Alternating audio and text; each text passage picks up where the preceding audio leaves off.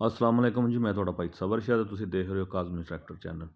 उम्मीद करना सारे भरा खैरियत नाल होणगे ते भरावां दा बड़ा शुक्रगुजार हाँ कि तुसीं मेरे चैनल नूं सबसक्राइब करदे हो, फॉलो करदे हो। बहुत बहुत शुक्रिया सारे भरावां दा। भरावां वास्ते लैके आए जी ट्रैक्टर फॉर सेल है फीएट 480 1982। बाकी कंडीशन ट्रैक्टर दे मुकम्मल तुहाडे सामने।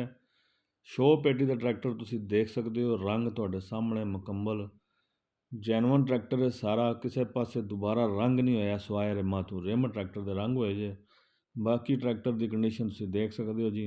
इंजन गेयर हिस्से का फुल टाइट है, हिस्सा चंगा है, गेयर का चंगा है। टुट भज की गारंटी होगी, किसी पासे ट्रैक्टर में टुट भज नहीं है।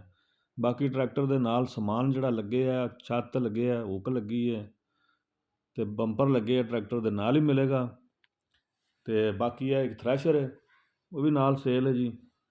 थ्रैशर तुसीं देख सकते हो जी, 2022 मॉडल जे, 2022 की बनी जे अज़हर वाले दी। तो कंडीशन थ्रैशर की तुसीं देख सकते हो मुकम्मल सारी, तुहानूं चैक करा देने। रंग मशीन का देख सकते हो, साइडां फ्रंट तो हर शै मुकम्मल तुहानूं चैक करा देने। डबल पुलियां विच वेट तुहाडे सामने ने। मशीन की सारी कंडीशन तुसीं देख सकते हो। 22 की बनी जे अज़हर दी, सरगोधे वाले दी। बाकी है कंडीशन तुहाडे सामने मुकम्मल थ्रैशर की। तो यह भी फॉर सेल है। तो ट्रैक्टर की जी डिमांड जे 10.5 लाख रुपया, मौके पर थोड़ी बहुत कमी पेशी हो जाएगी। थ्रैशर के मंगते हैं जी 9 लाख रुपया, जिहदे थोड़ी बहुत कमी पेशी हो जाएगी मौके पर।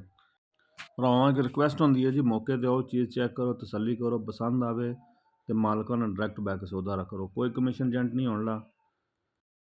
नंबर असीं तुहानूं डिस्क्रिप्शन शो कर देंगे, तुसीं मालकां नाल डायरैक्ट रबता कर सकते हो। लोकेशन ट्रैक्टर की थ्रैशर की लाला मूसा है। बाकी वीडियो साड़ी पसंद आई तो लाइक तो शेयर जरूर करियो। दुआवां याद रखियो। अल्लाह हाफिज़।